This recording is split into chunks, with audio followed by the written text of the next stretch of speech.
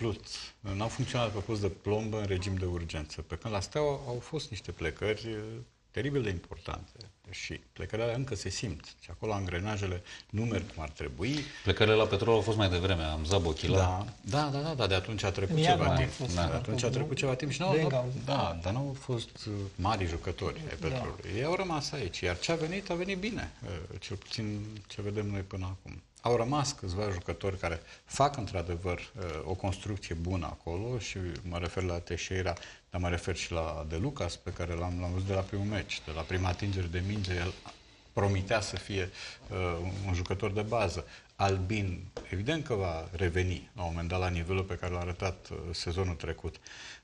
Geraldo confirmă, al Senat la fel. În locul lui Guilherme a venit un om valabil, cel puțin până acum. Fanșon n-a jucat rău deloc, a avut și ocazii, chiar și astăzi, a venit mult în față.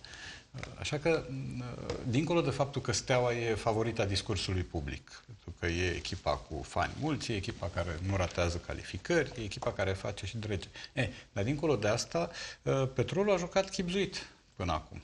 Adică nu e echipă, n-a părut niciodată amenințată de o derivă, de un naufrag, de un derapaj. A părut o echipă așezată bine. Eu cred că a fost așezată bine înainte de Rednic chiar. Și oamenii care au venit și care, mă rog, dintr-un motiv sau altul au rupt relațiile cu clubul, au făcut acolo lucruri. Fiecare a pus cărămida și a pus-o bine. Unul dintre cei care a pus câteva cărămizi bune la această echipă este acum la telefon. Valeriu Răchită, bună seara! Vă salut, bună seara! Cum vi s-a părut Petrolul în seara asta? Ca o construcție, așa cum spuneați dumneavoastră, cu cărămida bine înfiptă, pentru că Petrolul... Adezivul bun.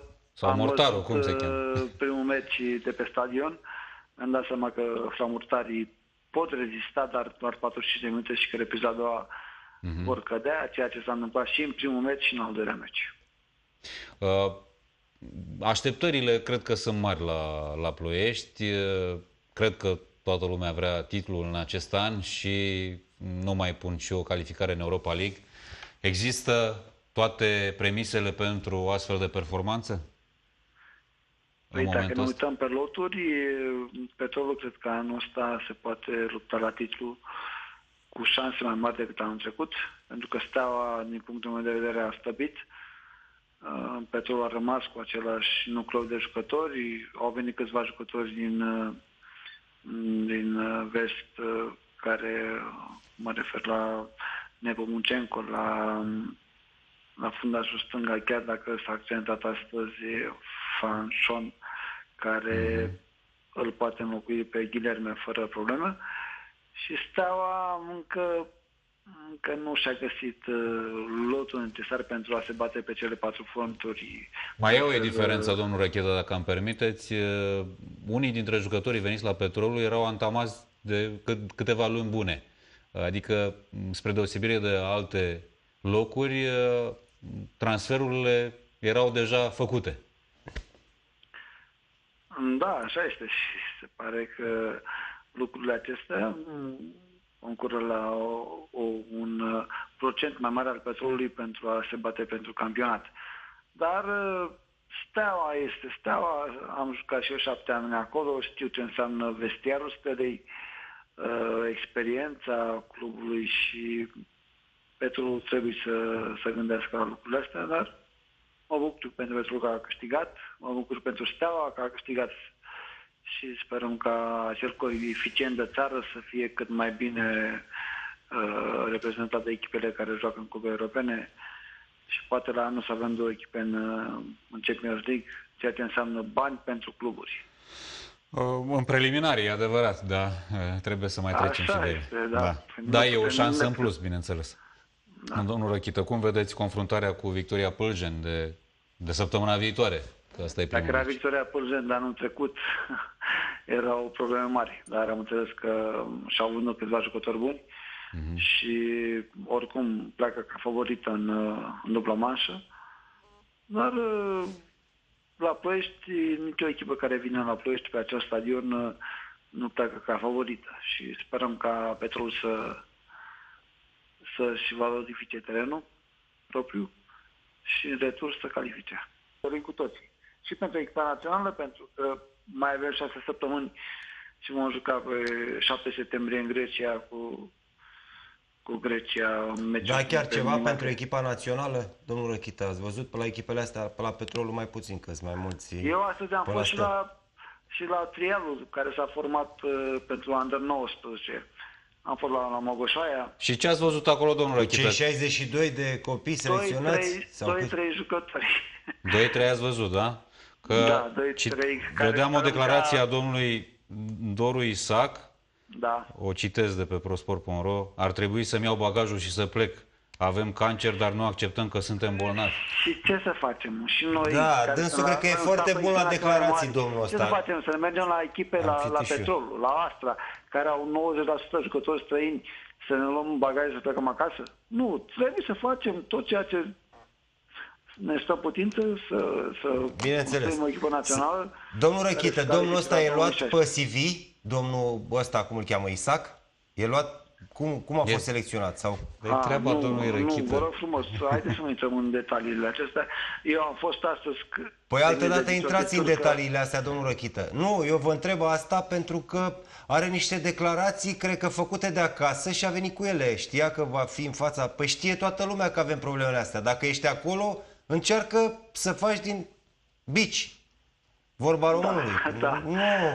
Despre asta e vorba. Am fost la ora 9 și un sfert la Mogoșoaia, am stat tot antrenamentul până la ora 11, am încercat să găsesc ceva jucători, am vorbit cu selecționerul după antrenament, i-am spus ce am văzut, mâine vom merge împreună la meciul Chiajna-Astra, sperăm să mai vedem ceva jucători, Mățel nu avem cum să-l vedem decât lângă noi, probabil în tribună, și avem probleme mari, dar nu ne plângem, pentru că ne-am ales această meserie după ce am jucat fotbal o viață întreagă.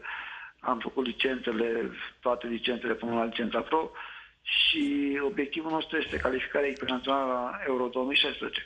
Dacă ne-am plânge, ne-am retrage, am stat acasă, dar asta e viața noastră a antrenorilor și vom încerca să facem tot posibilul ca să ne calificăm la Euro 2016 cu jucători români, cu jucători poate naturalizați, din păcate. Luați în discuție asemenea variantă? Da, și să știți că selecționerul este deschis la orice discuție, de la Fatai, Hamza, chiar am discutat despre Hamza, dar n-are decât 3 ani de zile de România, mai trebuie încă 2 ani ca să fie naturalizat. Spre deosebire de Bulgaria, în care într-o lună de zile se poate naturaliza un jucător, avem probleme destul de mari, dar nu ne plângem, suntem antrenori la echipa națională și obiectivul este calificarea la Euro 2016. Există sau va exista, apropo și de prezența dumneavoastră astăzi la Under 19, va exista o politică comună la nivelul selecționatelor de tineret, de juniori, cu ceea ce se încearcă la echipa mare? Să știți că asta este obiectivul nostru, al selecționerului și al tuturor oamenilor care sunt în federație, ca toate echipele naționale să joace același sistem ca în țările fotbal avansat. Dar vom vedea în zilele următoare, în săptămânile următoare, pentru că sunt antrenorii noi care acum au venit din străinătate, cum este domnul Isac, după ce a activat foarte mulți ani în străinătate, este greu să se integreze în fotbal românesc. Jucătorii vin de la echipe de pe la Vânjul Mare sau de pe la echipe foarte, foarte mici care greu să înțeleagă sisteme de joc profesioniste. Noi încercăm, tot sprijinul din partea noastră este puțin cam greu, dar vom încerca. Domnul Răchită, eu am o întrebare. Cum Federația Română de Fotbal nu e în stare să găsească vreun jucător și Gică Hagi are vreo 2 echipe de fotbaliști talentați, înțelegem. Și am și văzut pe unii dintre ei. I-a văzut și la noi la echipă, nu? Pe Cristi Manea, care... Da, și l-a dat la echipă, corect, exact. Viitoare, peste 17 ani, da. Pe fără interese. Corect, și da. Noi urmărim viitorul Constanța ca și potențial o echipă care ne poate furniza jucători pentru echipa mare.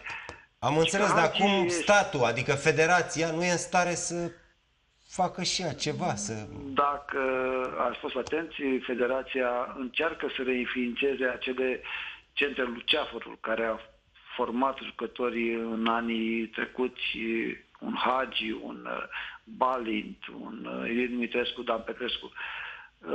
Nu se poate face totul de pe o zi pe alta.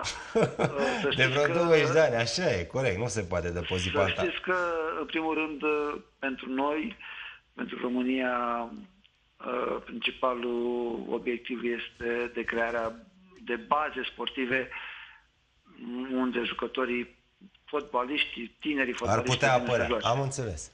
Da. Domnul Răchită, Lemnaru, odată cu transferul la Steaua, ar intra mai mult în, chiar dacă are o vârstă, ar intra mai mult în vederile dumneavoastră, ale selecționerului? Noi urmărim toți jucătorii români din campionatul românesc. Deși sunt foarte puțini, pentru că ați văzut că sunt foarte mulți străini. Area de selecție este foarte restrânsă și ne uitam, vorbeam cu stafful echipei naționale pentru fundaș stânga. Toată lumea ne acuză că, domne, părați. Dar haideți să luăm de la echipele din frunte. La Petrolul joacă un francez, la Panduri joacă un sârb, la asta joacă un brazilian, de unde să luăm fundaș stânga? Trebuie să-l naturalizăm.